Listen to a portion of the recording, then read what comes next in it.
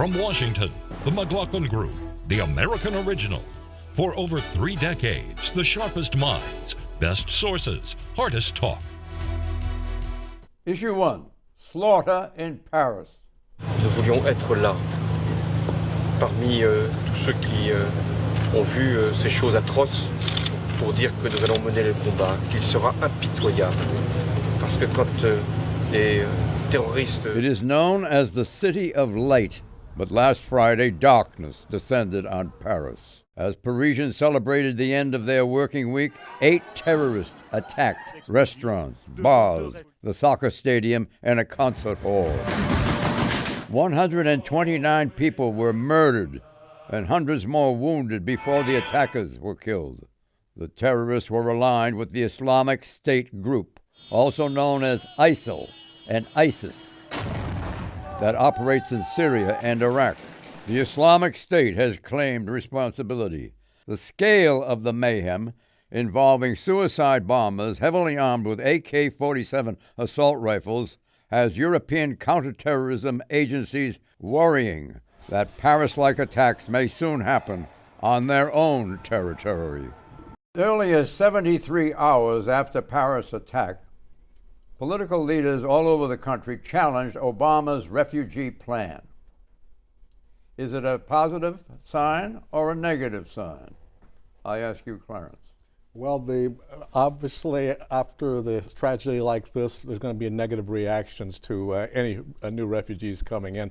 But I think Obama's going to stand his ground, and over time, people will become accustomed to the new system in which you're going to have tougher background checks and all.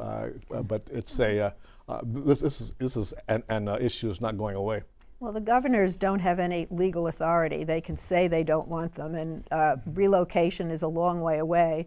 The administration said they would take 10,000. That's over a long period of time, and the State Department on Friday did a call with reporters outlining the rather stringent background checks that every refugee coming into this country is submitted to. And frankly, I think at a time when your values are being tested is when you should stand for them. And to say that we're now going to shut our doors to the Syrian refugees because one terrorist may have slipped through among the hundreds of thousands that are flowing through Europe, it just does not seem to me the American response. France deserves 3 forms of American support. First, President Obama, who was absent from the Charlie Hebdo memorial, remember that? Should visit Paris in solidarity. If possible, he should address the French Parliament and offer France U.S. support in the form of escalated military retaliation. Second, he should respond to this attack by energizing a more aggressive and comprehensive campaign against ISIS. Third, President Obama must draw greater attention to Allied successes against ISIS. This should include greater publicity, including gun camera videos of actions like last week's airstrike on Jihadi John. ISIS leaders and fighters must come to perceive their banner as a magnet for purposeless death is not ordained glory. What do you think of that? Well, I wrote that, so I stand by it. My problem, I agree that we need to have a process that allows women and children who have been through the vetting. The vetting is difficult because there's an access to databases, right, that we don't know people. But we should be able to have women and children, especially orphan children, come here. That is American, that is important. I would also say, though, that we need to see much more of a moral leadership from the United States instead of what we've seen up until this point, which is essentially to allow the Syrian conflict and hundreds of thousands of people to die. So it has to be both sides. It has to be refugees, but it has to be a more comprehensive strategy that, as we see in Paris, we do not have. Pat? Let me tell you what's going to happen, John. As a result of this vicious atrocity in Paris, the countries of Europe are going to move very much to the right. Their doors have been wide open. They got 45 million Muslims there, million people coming in. That's going to stop. The EU is going to have a real problem. The Schengen Agreement, which allows free travel, is going to have a real problem. But let's go to Syria. What this is going to do after blowing up that Russian airliner, blowing up South Beirut, which is Hezbollah country, and in blowing up Paris, they're going to force a coalition together which Obama can lead, but quite frankly, if he wants to lead it and win, our Arab allies have been of no help whatsoever. He's going to have to bring in the Russians, the French, the Iranians, and I think even Hezbollah and anybody that wants to pile on ISIS. I think ISIS can be defeated. I think one of the reasons it's attacked is it is being pared down, it's damaged, it's being reduced and diminished where it is. And I think there's a real possibility to crush these guys right now. Is this a 9/11 moment in the fight against the Islamic State, Eleanor? It may feel that way in Paris. And I think what we did learn this week is that ISIS has the capability to carry out organized attacks in the heart of Europe. And so the nature is different. But the president was ridiculed for saying that ISIS has been rolled back in terms of the territory it's been taking in Syria and Iraq. And next week, President Hollande will meet with President Obama in the Oval Office. And I think you're right. There is a coalition now of the aggrieved being formed. And Putin has been bombing the heck out of ISIS finally after he revealed that it is true that an ISIS bomb took down that airplane. Question, Eleanor, so there's a potential now for a diplomatic resolution in Syria. The question is, are we going to allow the work with the Iranians and work with Hezbollah and work with, I mean, these are the guys that are fighting. I don't know about Hezbollah. The Saudis working with the Iranians in Yemen, actually. Well, I mean, there's a... they're bombing the Houthis, are the friends of the Saudis are bombing the Houthis. They're not bombing ISIS. But this is the problem, though. Right? If we could work with them in a realistic sense, there is more opportunity with the Russians if you can cut a deal. I suspect they're only bombing ISIS at the moment. You're going to have to work with Assad, to try and make the peace deal seem more realistic and placate some of the criticism. You got to work with Assad, too. You have to have a transformation. The problem is the conflict will continue to worsen if you do not deal with Assad and you challenge the Iran. Because the Sunni Arab monarchies are obsessed with Iran and they clap against each other. Let the Saudi monarchies, those monarchies have done nothing. Let me tell you something. You got the army of Syria and you got Assad in the south. The Turks have got an army of 500,000 in the north. They could be in Raqqa in 2 weeks if we all pull together. What they're going to have to tell them is, we are not taking Assad down. We're sorry, tell the Saudis, because they haven't been any help at all in Syria. And they'll fund Al-Qaeda then. They'll fund Al-Qaeda. But they'll do it much more. The alliance is between Obama and Putin, and the compromise is that Assad gets to stay for a period of time. He cannot stay in power. He is the source of the civil war. Who's going to take him out? You get the Russians to kick him out. Who's going to take him out? The Russians are with him. The Iranians are with him. All the guys fighting ISIS are with Assad, and Assad is fighting, and his army is fighting, and we're going to tell him to go? He hasn't gone yet. We don't have anybody to replace him with, at least as far as somebody we know will be better than Assad. So I suspect the Obama administration will just kind of live with Assad, and like you say, the Putin alliance continues, and that'll be part of the coalition. But you've got to get the rebels, the so-called moderate rebels, but all the moderate rebels. Have you found any? Well, no. All the rebels who are fighting ISIS, you've got to get them all to have some sort of a role in a transition. It now looks possible. Pieces of paper. If you talk about a war going on, it's not going to be easy, but it looks possible. Let me get in. This is very important. Quickly, let the lad in. Excuse me, and more military force and sending ground troops into the area is not the answer. Well, it is the answer if you can send a limited number of special forces, more than we've sent at the moment, squadron sizes to do airstrike. What he's already doing. That's but not 50 is not what he's doing. But you could also, you have the tribes in Anbar, the Lame tribe in Anbar, which joined with the Marines, very strong. ISIS has co-opted them because we haven't supported them, and they've had Iran on the other side. And in Deir ez-Zor, there's another tribe there that's been slaughtered. I watched a video earlier today before coming on where they're cutting their heads off. So they've backed down because they're killing their families. Those are Sunni Arab tribes that had an existing relationship with the United States, supported with US Special Forces. They could push the fight and reappropriate the conflict in the name of Sunnis, thus reducing a lot of these tensions. Okay, Obama's strategy. Get this. Speaking at a press conference on Monday, President Obama grew increasingly agitated as he was questioned about the effectiveness of his strategy against the Islamic State. Just watch this. Do you think you really understand this enemy well enough to defeat them and to protect the homeland? All right, so this is another variation on the same question. And I guess let me try it one last time.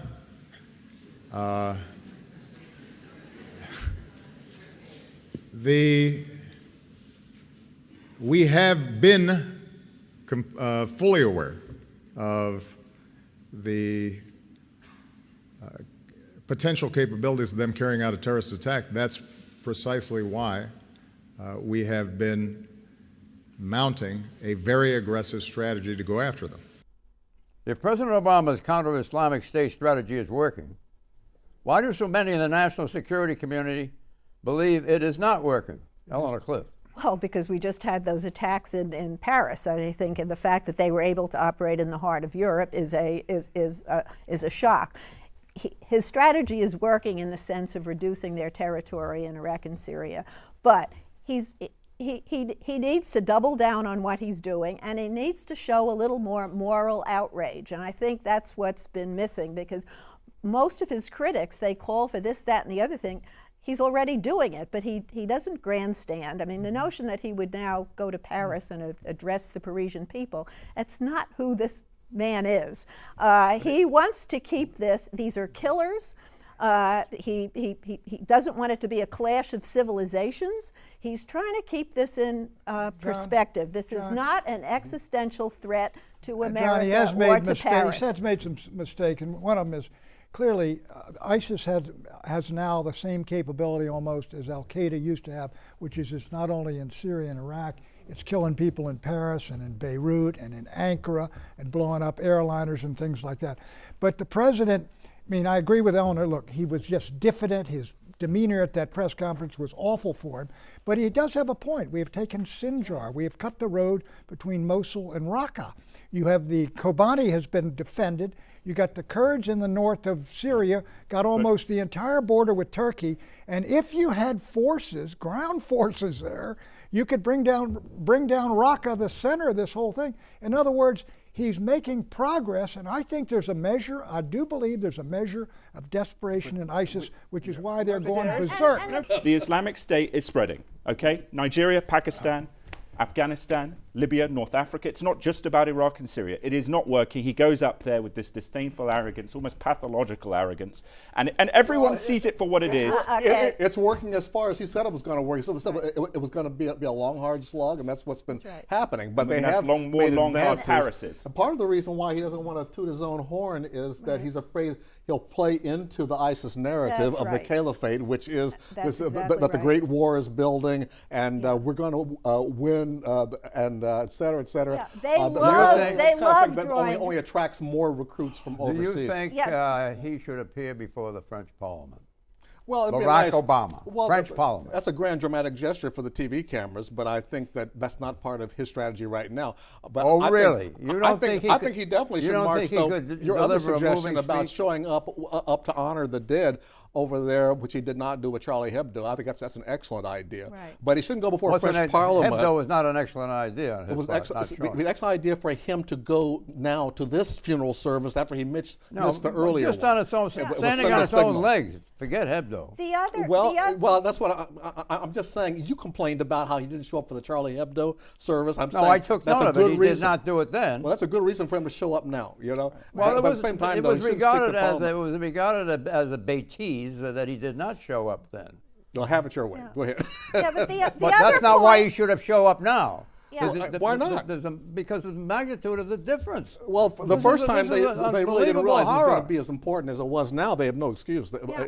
We haven't talked at all about If they invite him, he should go, obviously. I don't know that that's in the cards. But the other point that he made is that, we're facing an enemy that if they are willing to put on suicide vests, and this is a very low-key operation, a couple of guns, the bombs weren't even that central. Most of the people were killed with bullets. They were in a half a dozen places. This is kind of really low-tech, and, people can do this, and there's not a whole lot we can do except strengthen our intelligence. It would have been the football arena on time, but they were late, and they didn't get inside, and thank God for that. And to send more troops into one area when they're doing all of these other things at all these other places is not the answer. And I think that's what he's Can we remind ourselves here that 129 civilians went out that evening in pursuit of happiness and returned home in coffins? Can we remind ourselves again? Well, we can, John, but one thing we do have to do, and I do agree with even the quote intervention,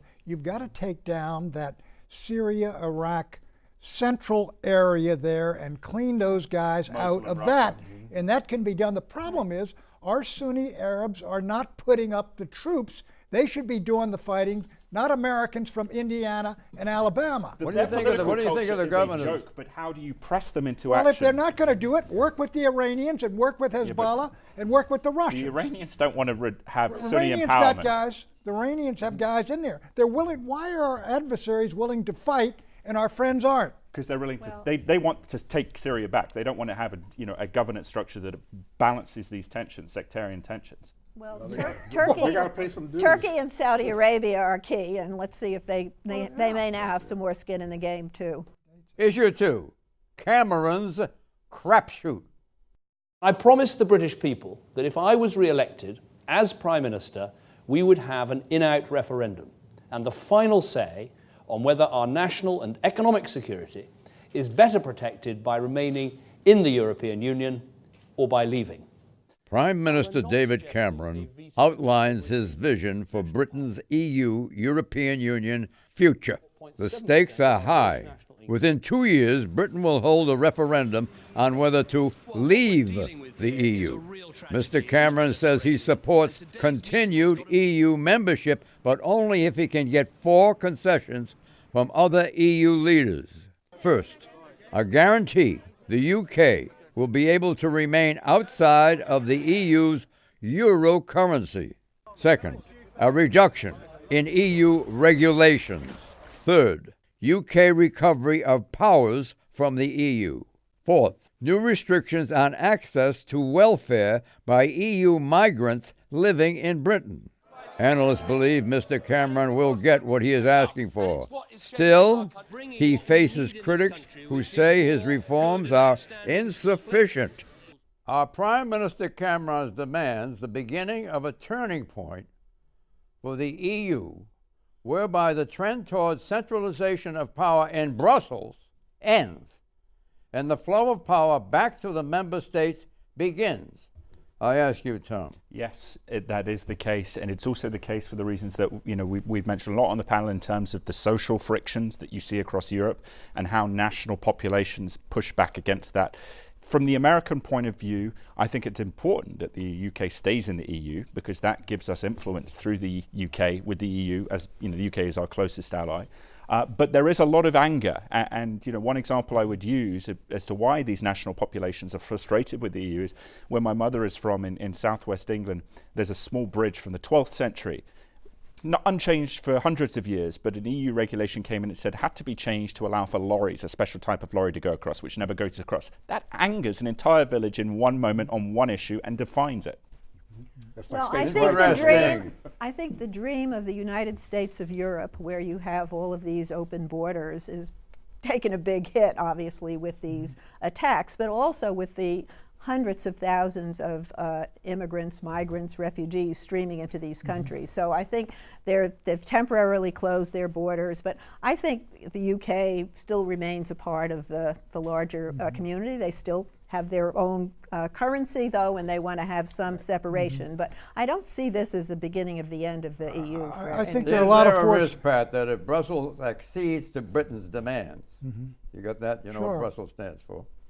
Brussels accedes to Britain's demands, the bonds of the EU will weaken across Europe. Sure, everybody will make similar demands on it. Look, John, what is happening now overall is that transnationalism, which built the EU all the way from the European Economic Community, all the way from the common market, the transnationalism is no longer the dominant force. Nationalism in Europe, all across Europe, the Schengen Agreement, which allows people to move across and goods all over Europe, That's under fire. People are rebuilding borders. People are putting up checkpoints. I think the Brits, they're going to get pretty much what they want, but I think what is going to happen is sort of a breakdown of Europe, not the total collapse of the EU, but I think the southern tier, quite frankly, they're not going to forever take austerity imposed upon them by Germans.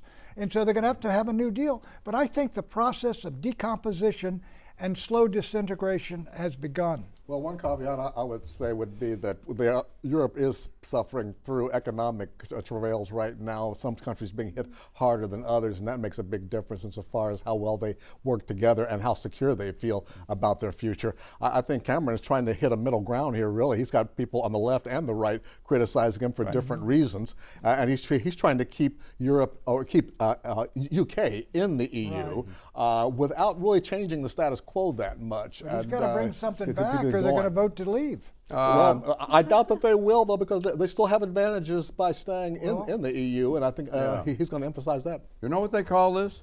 Brinksmanship. Issue 3, Dems debate. In Des Moines, Iowa, Democratic Party presidential aspirants gathered last Saturday for a debate. On the platform were Hillary Clinton, Martin O'Malley, and Bernie Sanders. John Dickerson of CBS News moderated. First up, a testy exchange over donors, special interests, and banking reform. We are relying on small campaign donors, 750,000 of them, $30 a piece. That's who I'm indebted to. Well, John, wait a minute. Personal privilege. He has basically used his answer to impugn my integrity. Let's be frank here. Oh, wait a minute, Senator. Not only do I have hundreds of thousands of donors, most of them small, and I'm very proud that for the first time, a majority of my donors are women, 60%. Is Hillary Clinton in the pocket of big donors? I ask you, Clarence. Well, thank you for asking, and I'd say no more than other candidates are, with the exception of Donald Trump, who is a big donor to himself. But the fact is, big donors do tend to give the most money. Except, Bernie Sanders has not been appealing to big donors either. But the thing is that Hillary Clinton never really pinned Bernie down on this. But can he point to any point where her donors have influenced her vote? I mean, that's really something that has not been proved, but it's always charged. Well, it's a problem in the Democratic primaries because progressives are worried about income inequality, and they think if she's a creature of Wall Street, she's not going to deliver for them. I don't think it'll be a problem in November, and she needs the money from Wall Street. I think the only mistake she made there was that she seemed to suggest that 9/11, her work during 9/11 is what endeared Wall Street to her. She seemed to politicize 9/11, and she got a lot of negative stuff on social media because of that. Okay, Wall Street. We were attacked in downtown Manhattan, where Wall Street is. I did spend a whole lot of time and effort helping them rebuild. That was good for New York, it was good for the economy, and it was a way to rebuke the terrorists who had attacked our country. So, it's fine for you to say what you're going to say, but I look very carefully at your proposal. Reinstating Glass-Steagall is a part of what very well could help, but it is nowhere near enough. My proposal is tougher, more effective, and more comprehensive because I go after all of Wall Street, not just the big bank. Many analysts think Hillary's use of 9/11 in a sort of way to justify her close ties to Wall Street was in bad taste and a major blunder. Are they right? Pat Buchanan. It was in terrible taste, John. But I think the best line, we haven't seen it, the whole debate, was when Bernie Sanders said that, the climate change is directly responsible for terrorism. No, it was a winning line. Well, he's basically saying that the drought waters will rise and all the rest of it. Well, no, that the drought in Syria contributed to some of the rebellions there. But I think his larger point is that the existential threat we face is not from terrorism, it's from climate change, and he's right about that. Do you know who Glenn Thrush is? Yeah, Who? Politico. Glenn Thrush. Politico's Yes. White House correspondent. Okay, he called Hillary's comments about Wall Street and 9/11, quote, nuts. That's crazy and indefensible. Is he right? Answer, he's wrong. Because no matter how nuts and indefensible a comment by Hillary might seem, Eleanor will find a way to defend it. What's that? Well, John, let me just say that Hillary will have a problem with those contributors if she runs against Trump, who thus far has not taken any money from big contributors at all, even any small contributors. He'll say, look, don't tell me you haven't been bought. I know this. Right. I used to be part of a buying group. Right. And it would really be, it'll be a real cutting issue if Trump was a guy. Have you ever seen an election turn on the No, campaign donation issue? It'll Everybody help. talks about it, but it doesn't really swing elections. I agree, but it helped with some folks. The only issue Hillary Clinton will have in terms of campaign finance, if it comes out that there was collusion between the Clinton Foundation and when she was Secretary of State. Otherwise, she's just the same as every Republican candidate. Always do. But would you agree that is she's not going to have an issue with getting Wall Street donations? The Republicans do the the right's same. still looking for Rosebud, but if Trump is the nominee, he's going to have a lot of other problems with women, with African Americans, with Hispanics, that I don't think the donor inequality is going to be Hillary a might big have a issue. little problem with a failed foreign policy. Why shouldn't we utter the word? Let's see Hello. what all the right wingers want in terms of an alternative. Okay, language war. The critique is that the softness of language betrays a softness of approach. So if this language, if you don't call it by what it is, how can your approach be effective to the cause? That's the critique. I believe calling it what it is to say radical jihadis. That's to call what it is. I don't think the term is what's important. What is important to understand is we have organizations, whether it is ISIS or Al Qaeda, who do believe we should go back several thousand years. We should make women third-class citizens, that we should allow children to be sexually assaulted. Historically, it is important to try to understand your adversary in order to figure out how they are thinking, what they will be doing, how they will react. So why shouldn't we utter the words radical Islam when defining a terrorist group like ISIS? Because there's 1.5 billion Muslims in the world, and they love the word Islam. And if you put it in connection with terrorism and radical terrorists, some of them they feel who are good, decent Muslims will be offended by it. Mandatory prediction. Concern that Paris-style terrorist attacks will take place here in the U.S., and that will give the Republicans a major boost in next year's presidential election.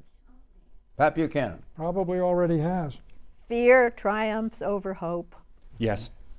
I'd say yes. I'll say yes. Bye-bye.